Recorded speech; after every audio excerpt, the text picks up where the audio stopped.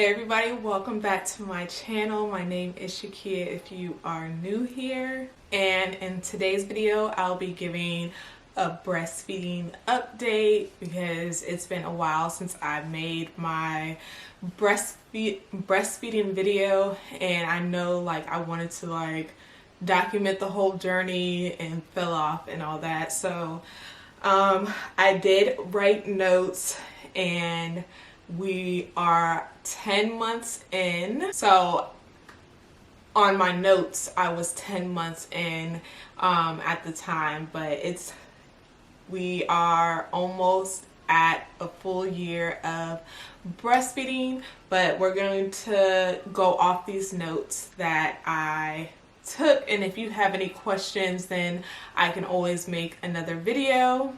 And as always, I'm not trying to sway anybody's opinion. Well, I'm not trying to sway anybody's decision on whether or not to breastfeed, or whether or not to breastfeed or pump or formula feed. I have done both. My firstborn, he was formula fed, and my secondborn, she was breastfed. So yeah, fed is best. So for anybody that's new here, I had planned on exclusively breastfeeding. Oh wait, I had planned on exclusively pumping. I ended up breastfeeding and pumping. I was an oversupplier. If you're interested in any tips that I have, I can always make another video. Leave a comment down below. Give this video a like. But I am so thankful that I was able to breastfeed, pump, and that I was an oversupplier as well.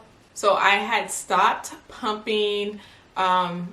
Like I mentioned before, this was written at 10 months, but so around 8 months of my baby being 8 months, I stopped pumping. I was just over it, but I still continue to allow her to latch on and breastfeed, and we're still breastfeeding till this day. But with pumping, it's just, to me, it just seemed very time consuming, and I was just over it. I dreaded having to pump. I wanted to just be able to go throughout my day and not have to stop in the middle of cleaning or whatever it was and have to pump. I was so irritable. In the beginning, I was irritable. My last pump of the night, I would be extremely irritable, but when it got closer to me stopping pumping, that doesn't even sound right, stopping pumping, whatever, you get what I'm saying. When it got close to me, when I got close to quitting pumping, I felt irritable while pumping all the time, and I was even skipping pumps. I was going long amounts of time without pumping just because I dreaded having to pump. So I'm going to talk about what I noticed when I was skipping out on pumps, when I would go long amounts of time without pumping, and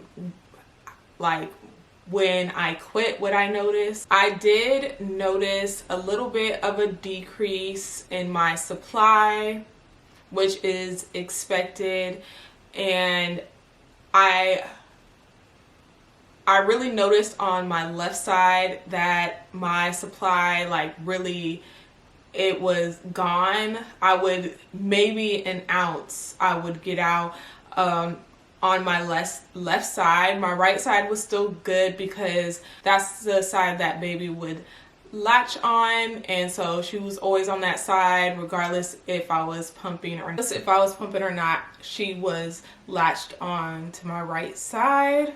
So on the left side, she was not latching onto the left side, just because I knew even from the beginning that side wasn't like, I didn't produce that much on that side, so I just always had her on my right side. And then in the beginning, if you remember, that side was where I initially started breastfeeding, and it was sore, and so I feel like that's why my supply was low on my left side, because it was so sore. I didn't want to pump on that side, didn't want to breastfeed on that side, and yeah. And so that's how it was barely being used. But there was one day after I had quit pumping that I just wanted to see. I was like, okay, let's see if she'll latch onto my left side. She did, but it hurt so bad. It was like starting from zero again, and I even had like a little was it a scar? Do you call it a scar? A little scar after she had latched onto that side. I was like, nope, not again. I only breastfeed when I don't feel like going to make a bottle, or she's about to take a nap and she's not trying to fall asleep on her own, or throughout the night. That's when she'll be breastfed. As I mentioned in the beginning of the video, I was an oversupplier, so I had a whole freezer stash of breast milk, even had breast milk in in the regular freezer, and I also had a deep freezer full of breast milk.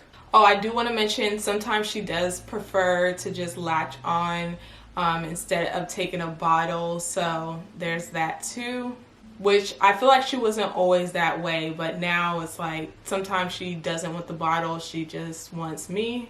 So on top of being extra irritable, not wanting to exclusively pump, another reason why I decided to stop pumping, because of that freezer stash. I had a huge freezer stash. I like to grocery shop in bulk, and I wasn't able to get groceries like I wanted to get groceries, or I could, but it was like hard work trying to figure out how I was going to store all these groceries. So I was like, okay, it's time to clear this milk out so I can buy groceries how I want to buy them and not have to struggle putting them away. And I was also okay with the fact that if I run out of milk, I'll start pumping again. Like, I was okay with that. I was like, okay, if I see the milk getting too low, then start pumping again, because I have a goal of breastfeeding at least for a year. So if I run out of milk, if it looks like I'm gonna run out of milk before she turns 1, then I don't mind pumping again. One thing I recommend is, if you are wanting to build a freezer stash, is track how much milk you're putting in your freezer from the beginning. I was just recording. I pumped the times that I logged the times that I would pump, and I logged the amounts that I pumped, but I didn't log how much I had in my freezer. So I really didn't know how much I have in my freezer. I just know it was a lot. But I recently had organized the milk in my freezer. I no longer have